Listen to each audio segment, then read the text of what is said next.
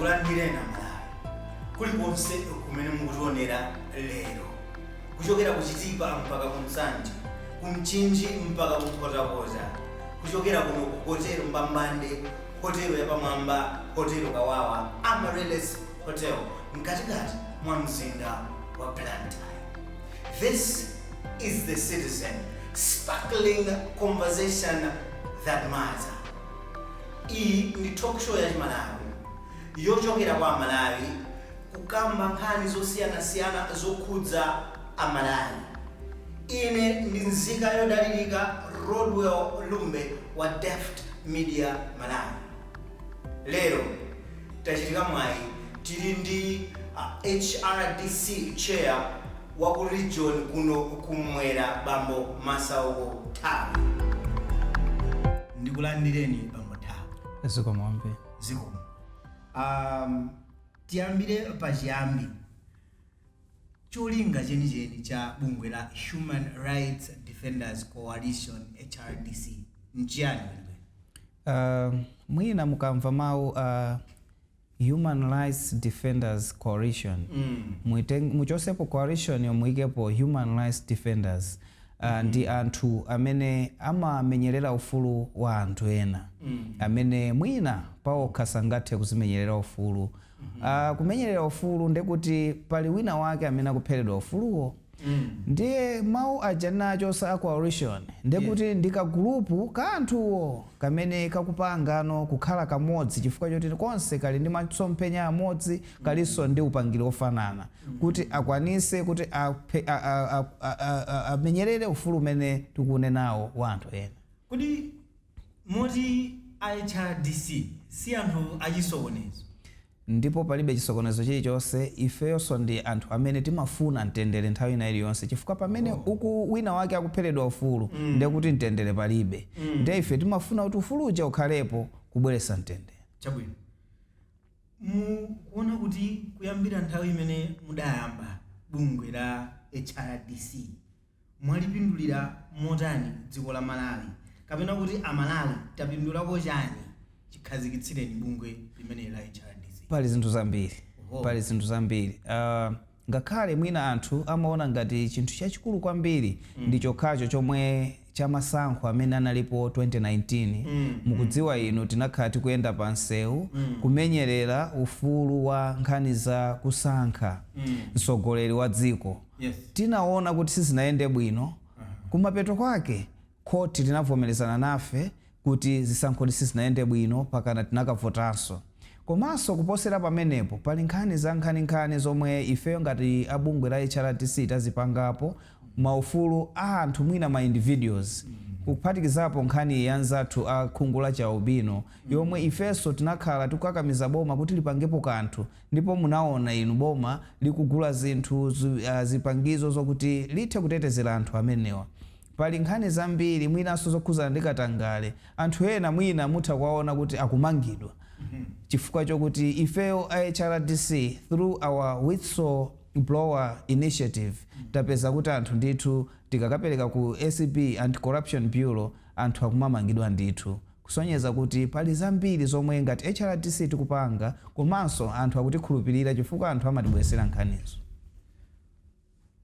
Kupatula kuchita zionetsero ndi njira zina zanji zimene HRDC imagwiritsa ntchito pomenyera ufulu wa anthu chifukwa mwina ena nkumaganiza kuti HRDC cholinga chake nkupita kunze. Kodi pali njira zina zimene HRDC imatha kugwiritsa ntchito pomenyera ufulu wa anthu?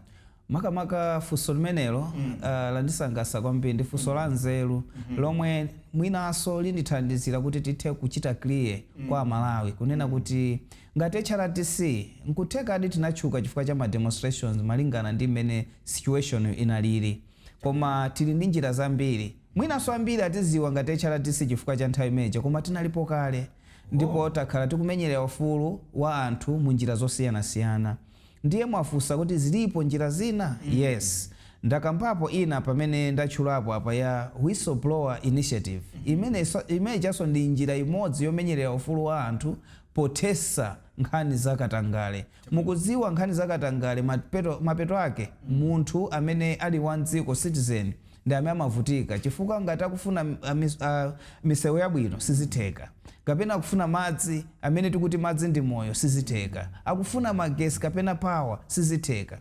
Koma chifukwa cha whistleblower imeneyi yachita expose anthu ena amene anali kalikiliki ndi katangale nkukhala amantha poziwa kuti mwina zikatipeza atha kuona nazo mavuto.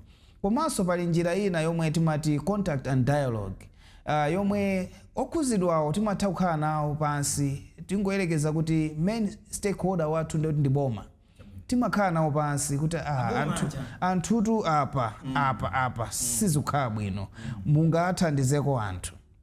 Nthawi zina mwina mmationa tikunena kuti HRDC yatulutsa statement. Zimene zichaso ni njira zina zofuna kuti tionese kuti anthu sakukondwa, ndi timalemba ndondomeko zija kuti boma liteso kuona kuti ichi sizikuyenda bwino. Komanso ifeso ta HRDC suti timangoyang'ana zokha zoyipa. Bomanso likachita zinthu zabwino kapena anthu akachita zinthu zabwino ifeso timayamikira. Panopa ndife okondwa kwambiri kunena kuti funso lija munanena kuti mukuona ngati mwachitapo achievable chani. Titha kukuwuzani kuti tikutha kuona amalawi akumachita react kapena kuchita act pamene chinthu chalakwika. Ngati ife zimatipeza nkhani mwina of recent, mwina munaona mu social media komanso mwina ma media stations ena akundionesa ndili ku Mzimba South constituency, komwe kumene kuku MP wina ana chifukwa cha mphamvu zake amachita divert katundu amene anali wokuti amangire nsewu kupita ku nyumba kwake, construction ya personal property. Ifeyo tinayesa kukapita kumene kucha, koma mukudziwa amene anatiuza ndi anthu, kusonyeza kuti anthu adziwa kuti izi nzolakwika chifukwa cha kubwera kwathu a HRDC. Thawe, you have personally been active in leading several demonstrations in the southern region of Malawi. Mumamva bwanji, take us through the experience. Kulimba mtima kwake mmakutenga kuti lero ndadzuka ndikatsogolere mtundu wa Malawi kumacha kumse. Take us through the experience. Actually, I should start with the passion that one has towards fighting the rights of others. No, and we are not happy when we are going for those demos. We actually love peace. We don't want people moving around. You know, it disturbs a lot of things, activities, maybe economic activities and the like. But we have no choice.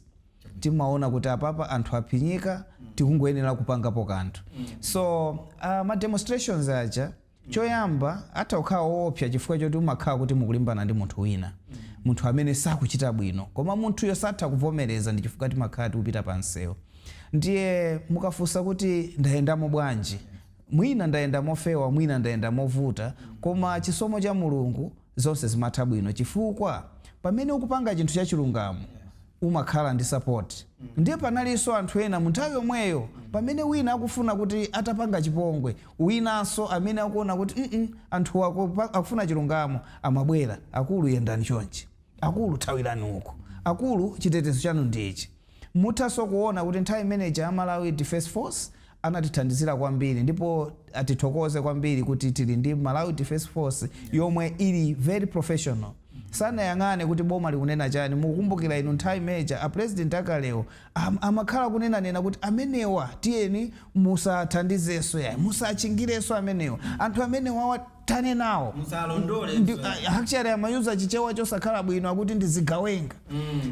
Koma nthawi imeneyo General Nundwe ngakhalenso atabwera ena sana sinthe amatipasabe chitetezo kuziwa kuti iwo ntchito yawo ndiyoyendera malamulo. Ndiye tadusamo zambiri koma kungonenapo zochepa. Mukudziwa inu taphwanyiridwa galimoto, kuotchedwa magamoto amene amatenga achinkuza mawu, ngakhalenso kumenyedwa kumene mwina mwa ena ngati mukumbukira Bile Mayaya. Nde tadusapo mu zipinjo, komabe munthu ukakhala kuti uli ndi cholinga mantha sakhalapo.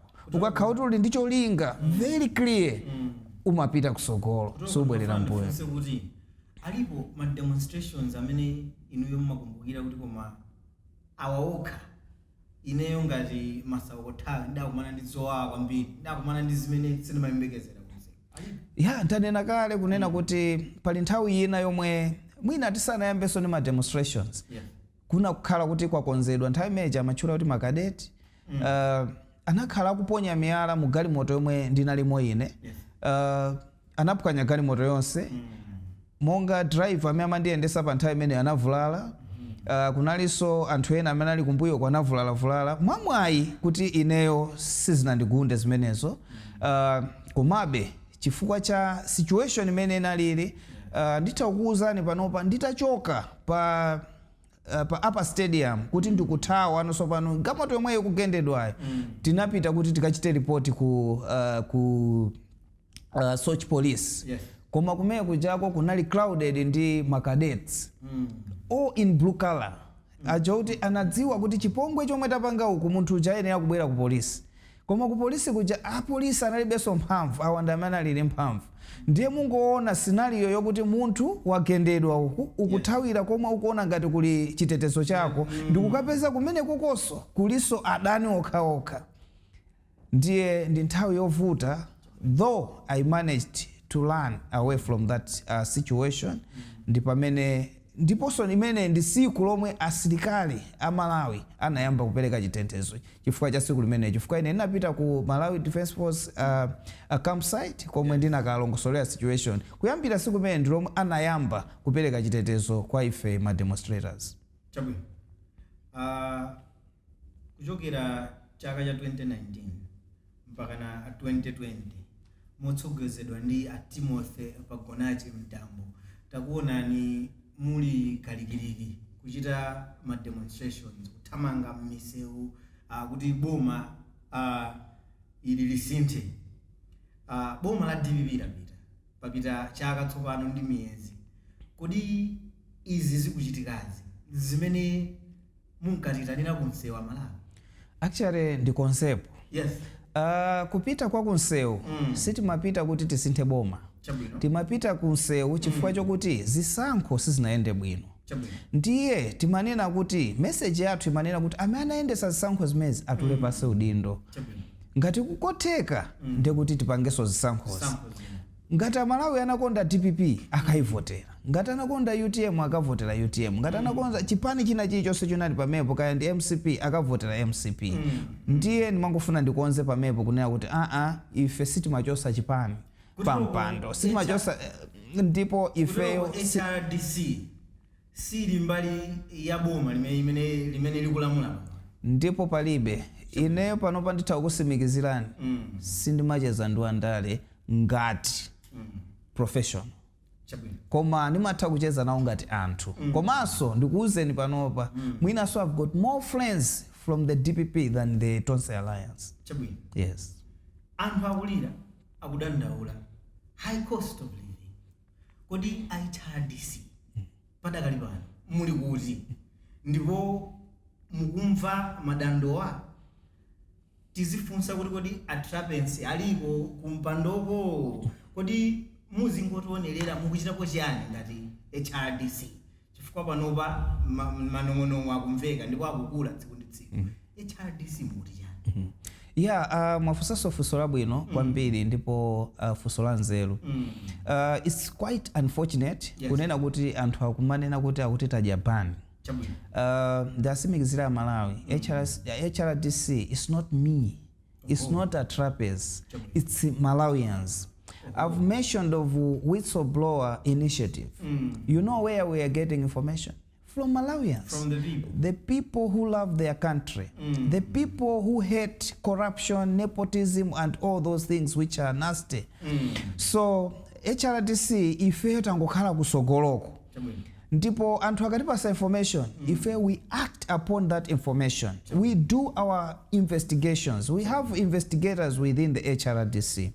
But we are not law enforcers. We are not the court. We are not the Anti-Corruption Bureau. So we deliver that information to the relevant authorities, including the government as a main stakeholder. When they have done something wrong to Malawians, we talk with them. We give them all necessary information to act upon. It's up to them. If they don't, West come to West is when we go to the street. And I should say here clearly, my demonstrations, it's a last resolution where dialogue and other means of engagement are failed. It's when we go for demonstrations. Now, ndikufuna ndiyankhe funso lonena kuti ndi moyo omwe timafuna. No. Zinthu sizikuyenda. Tunena mwachulaso apapa cost of living is very high. Ndizoona. Ngati ife HRDC, we are equally concerned. I'm also a person. I'm also a citizen of this country. Whatever is happening, it is also affecting me and my family, including my friends. So I'm concerned. Now, ndinanena poyamba kunena kuti anthu amaona ngati HRDC ni ma demonstrations. If we don't do demonstrations, akuti HRDC ajabani. HRDC is idle. No. Munafusa poyamba paja kunena kuti pali njira zina zomwe magwisa ntchito kuthana ndi nkhalidwe ophwanyira na ufulu. Yes, tili nazo njira zimenezo nayankha choncho. Ndiye panopa tikuyuza njira zimenezo. How many statements we have issued against this Tonse government? Current issue ya target. Even before Amoa Mukuta Kapangema videos, we wrote the Malawi government. They ignored. Actually, before you endorsed more. Exactly. Meaning, if they also were against the decisions which are also infringing economic development of Malawians, the citizens. I should tell you here, the whole purpose of the government, or part of it, is to cushion the burden that Malawians can have in terms of economy and any other area of living. Right? So in this case, if the government is in forefront, to me, there's no government. To me, the government is not caring. And you know, if people voted out DPP, it's because of the arrogance. But we have also seen a level of arrogance in this current government. When we ask them to do something of which is a concern from the Malawians, they still proceed with it. And I've heard several times, even the Minister of Information responding, say, no, is this we are going ahead, despite HRDC, and actually to mention that HRDC is not relevant. HRDC akudumpira zaini yake. What is it for HRDC? What is it for Malawians? And what is it for the government? We are all forming the government. Ndikudule ni famene. Tivitekai okubreki. Tikabwerera. Aluk tembo. McDonald semberega. Abire mayaya. Sakuoneka. Adapita kuti musachoke khalani komwepo. Tikhale tikubweranso inu.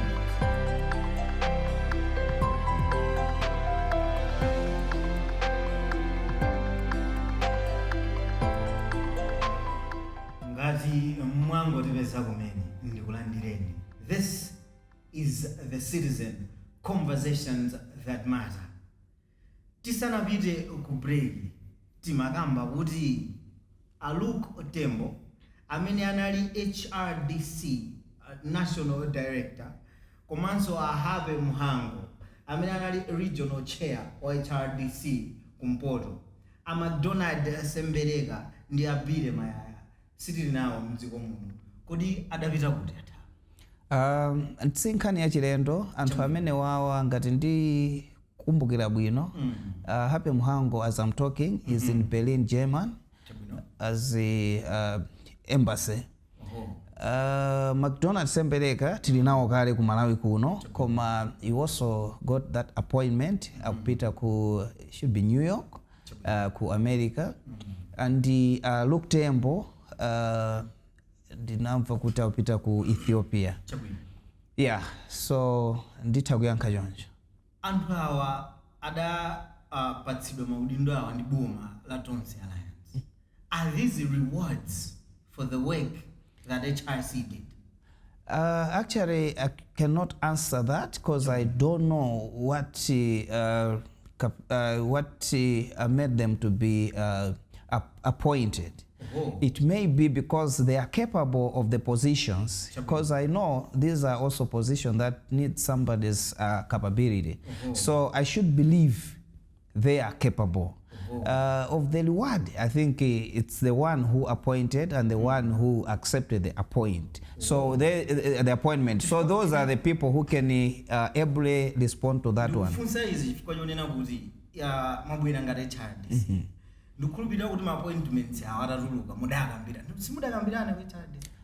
No, on that one imaka personal conviction. Ndipita kapena sindipita. So we can't, even as HRDC, we can't stop anyone to make a decision whether to go by any appointment or to join politics and whatever, because these are personal aspirations, so we can't stop it. And actually, that is the right that them also have. Kudi mkuona kwano Thawe. Mkuona kuti asembereka mwachitsanzo. Amene ali ku Washington DC ku embassy. Ife tili kuno amene tikulira ndi ma target fees. Kuti tinene kuti amamenyera ufulu wa Malawi kapena waokha. Muyangane the majority who have benefited because of what we fought for. Right? I should say, pamene timapanga ma demonstrations, we're against the zisankho zinaendera. And it was proved. It was proved in the court of law. You know, constitutional court, right? Ruled that my elections are bwino, and they instituted for new elections. That means whosoever was engaged or amongst those who demonstrated won. So it was real. So to me, to answer you short, they did the right thing and it happened.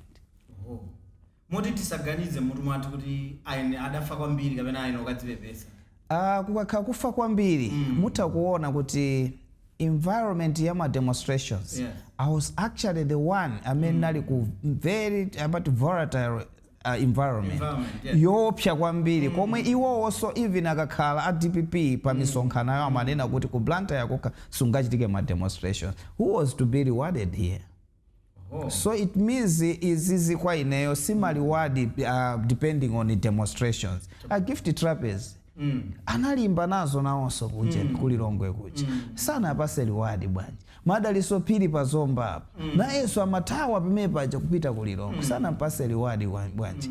It should be something which they saw in them as capable people, also being Malawians. Nothing. And we are going on as HRDC despite the appointments that these people were given. Actually, I should say here, no. I'm not going anywhere. I'm here in Malawi. No any political appointment I will accept. No.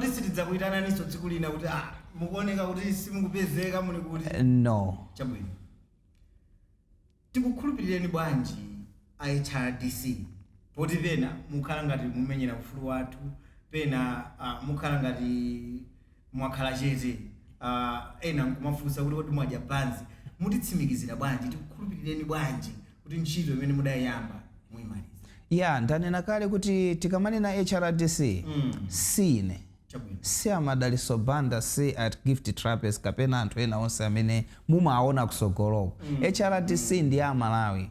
Even inuyo ndi inunso HRDC. As long as you love peace and justice, you don't want people to be infringed ndi ma rights awo. So ndikufuna ndauza Malawi, HRDC it's bigger than an individual. So when you are looking at maybe 4 who got appointments in maybe embassies, diplomatic missions, and maybe the minister himself, Honorable Timothy Ntama. No. You remember, pamene wajana Peter Okalo Wandale, gift trapeze took it over, and we continued with the demos. Sitina see. Koma chomwe Amalawi akufuna ndichoti tizipita pansewo. Ndo kusema kuti nthawi sinakwane pansewo tipita zikafika pokuti apapa pakufunika pansewo. Moti zinthu zikapitirira chonchi pansewo tipita. And ifeyo HRDC sitimangonena kuti basi lero tiyeni pansewo. Timachita sonafeso ma analysis athu kuti kopa situation do we really need to go to the street? situation here? Have we exhausted all means that maybe the ones I've mentioned to you, dialogue and other means? Have we exhausted all these? So soon, when we feel now people are hit, then we see us going to the street.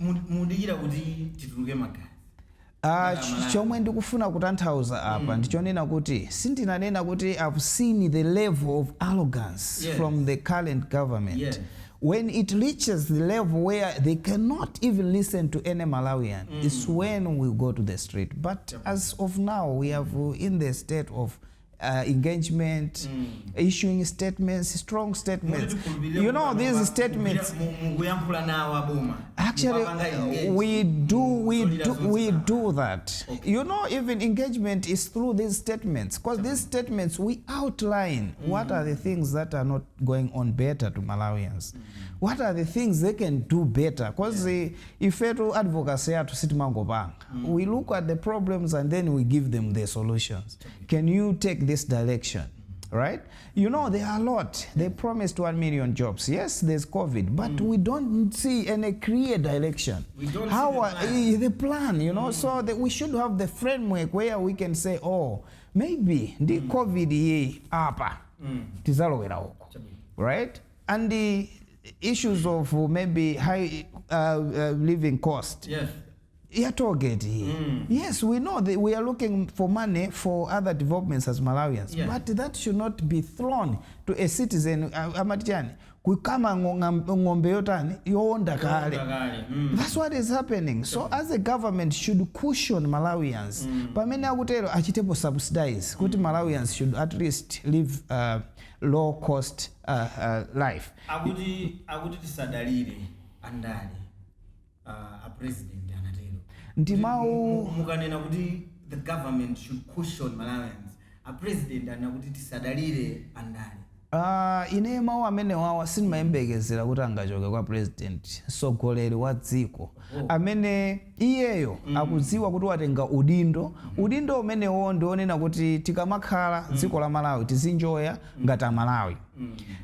Mwina ngati amanena in the context kuti aliyense agwire ntchito mwina koma kunena kuti tadalire andale, we depend on the government. I don't know, maybe he was failing even to differentiate one day a political being and then a government official. To me, him now is no longer a political being. He's a civil servant. He has to save us because whatever he's using is from us. Tax monies, right? So we mandated him, we entrusted him with all the resources that we have so that he can equally use them for an entire citizenry. Kodi kusankhidwa kwa anthu amenewa, anthu amene ndi anali akuluakulu pa HRDC kupita maiko osiyana-siyana on diplomatic missions, kwapanga komanso kusankhidwa kwa Timothy Mtambo ngati nduna kwapanga bwanji affect magwiridwe anu antchito ngati HRDC ndi boma la Tonse? Titakunena kuti as any institution, pakachokapo anthu awiri atatu personnel that was built and very confident, strong enough to drive the agenda, aliyesa amakhala affected. So as I'm talking, there's a blank space in the northern region. As I'm talking, we have no vice chairperson for HRDC. As I'm talking, we don't have the national coordinator for HRDC. So that alone can affect, but this shall not mean HRDC is not there. HRDC is still there. It still exists. Actually, HRDC has got its own constitution where it is guiding whatever activity that we are supposed to be done. And I should also tell you now that we have developed our strategic plan, which will always give us which thematic areas that we can work upon. Because as HRDC, you know, zimajitika. Nzokuti mwina kundimbira munthu usiku 12 o'clock akuti ndamenyedwa ndi amunanga. So timati can we do all? Right? So this strategic plan ndio mwezi tuonesa kuti I think this one we are working within our mandate. Zina zote sileko soyena akwireko. Muti ntchito yanu sipangidwa affect ndi anthu onsewa kuti munthu okalikoka boma amtambo osalowererana. Ndipo ndikuwuzeni kunena kuti HRDC is bigger than you see it. Kuli anthu kumbuyoko ambiri, very powerful, intelligent people, and the people who can fight for the right of others. Alipo ambiri. It's just a matter of doing, because we are democratic. Whatever position that are there in HRDC, we go through elections.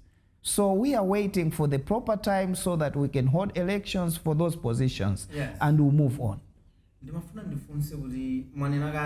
These people have not been replaced. Yes. Anthu awa mmenezatelemu achina awa anzathu asembereka amayaya amhango komanso atembo matems awa kakatha kumeneko adzabweranso ku HRDC kodi zimatero mudzalandira. Izozo zizaoneka nthawi imeneyo koma as of now sitting now remotes and they cannot even make any decision ya HRDC.